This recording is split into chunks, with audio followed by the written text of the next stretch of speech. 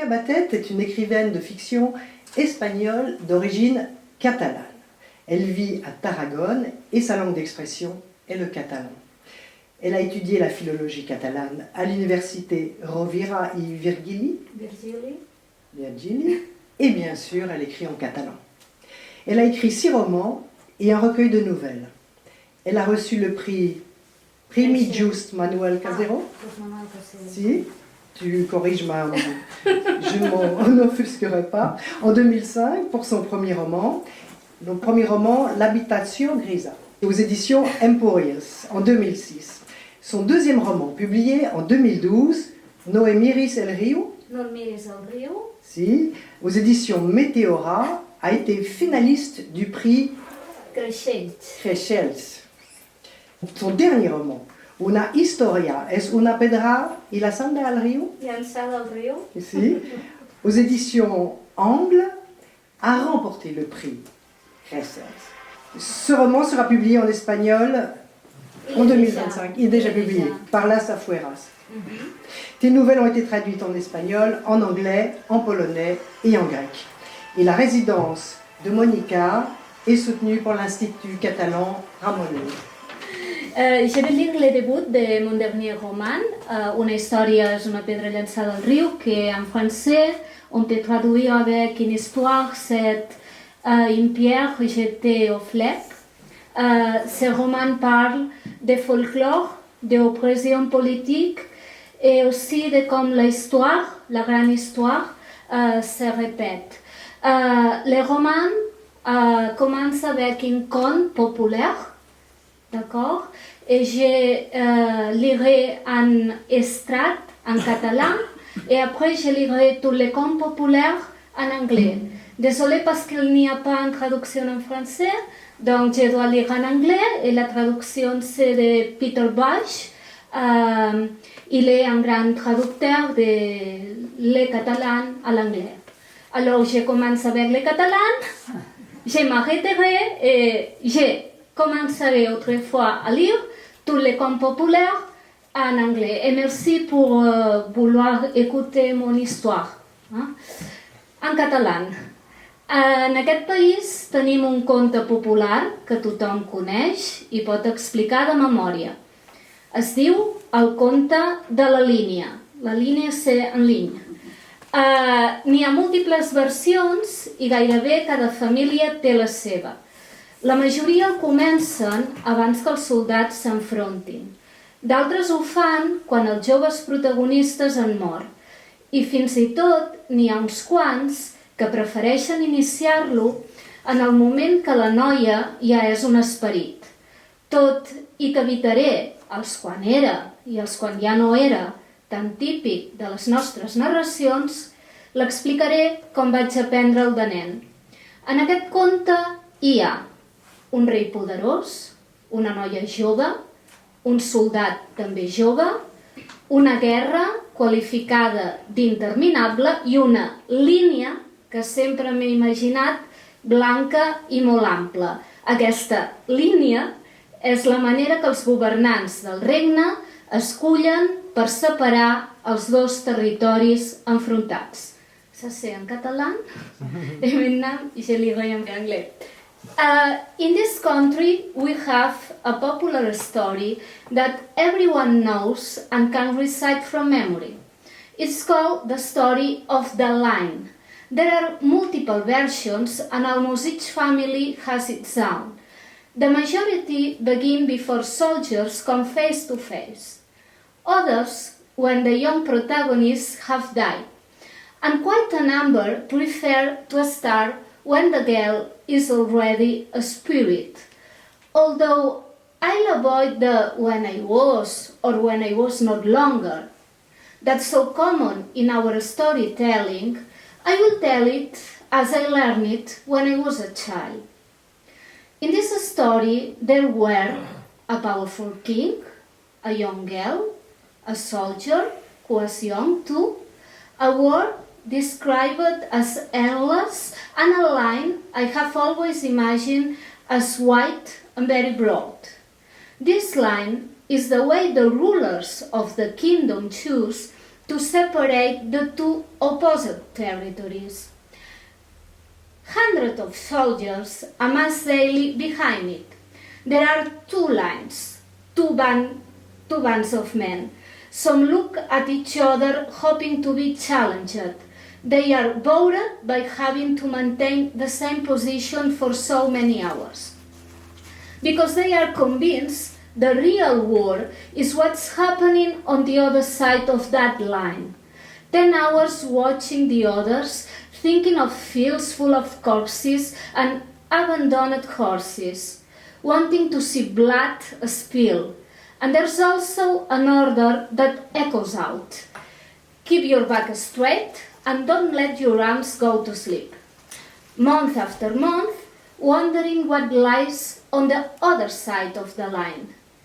Then, within that repetition, a day comes when one of the soldiers wraps his eyes for a few seconds. The man opposite decides that's a threat, and what they were longing for begins. Fists, swords, blood, genuine combat. The screams are inspired by death and also satisfaction. Rather than imagining his comrades and using his sword, one young man crosses the line and runs. He sometimes thinks the woods will never end. It's hard to find a way out. Several gambits are forbidden. The most obvious is that no soldier can abandon his position on the line. But there are others. You cannot enter the other side's territory, you cannot talk to the enemy, let alone offer him help or accept any from him. Every infringement of these prohibitions is punished by a different kind of death. The young soldier knows what's forbidden, as does the young girl he meets when he enters that village. Nevertheless, he's been walking for so many days, he can only hear the rumblings of his insides that ignore the bands. And when he sees her, he asks for bread and water. She invites him into her house and sets the table. She tells him to eat as much as he wants. The soldier cannot stop thanking her. Times go by. They say very little. She keeps filling his glass with water. Now and then they glance at each other. The girl sits next to him.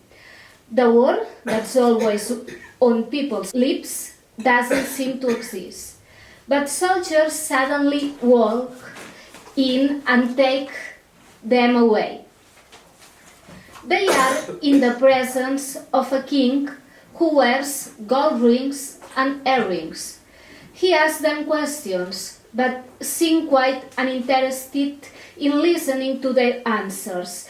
He asks for reasons he doesn't spell out. He considers that the girl is more guilty. When he announces his verdicts, he never once looks them in the eye. They hang the boy the same night on the castle parade ground, and ceremoniously they shut the girl in a tower where she spends 5 days without eating. After 5 days, they take her to the line. She keeps begging for mercy. Nobody listens to her.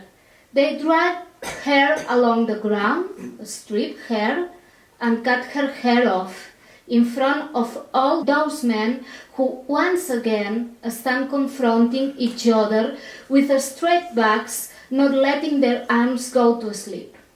He only tells them, now she's yours. Whenever one of those men grabs her, he spits into her eyes and mouth. She loses consciousness and dies the following day.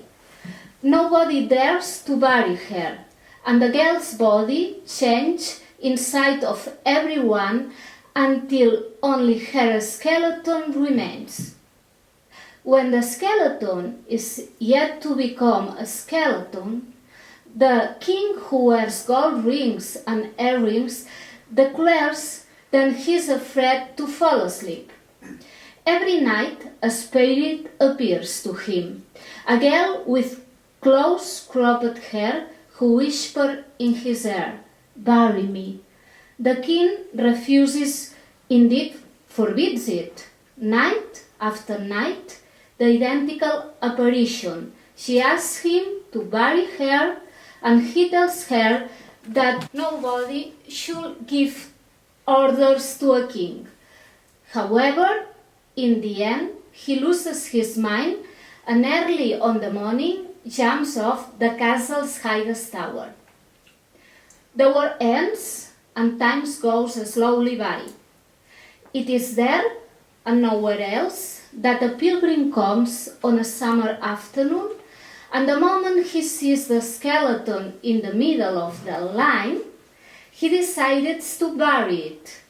From then on, many of the region's inhabitants begin to speak of a girl with close cropped hair who walks through the woods near the line and helps those who cannot find a way out.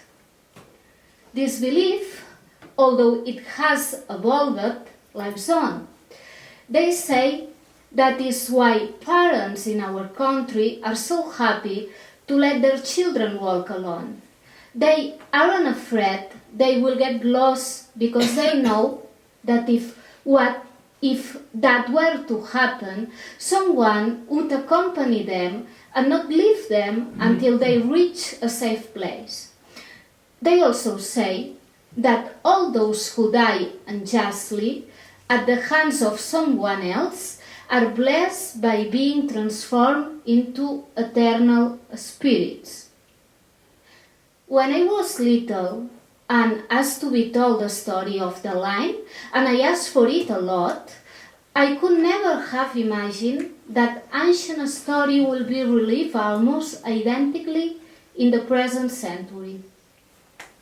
Merci beaucoup.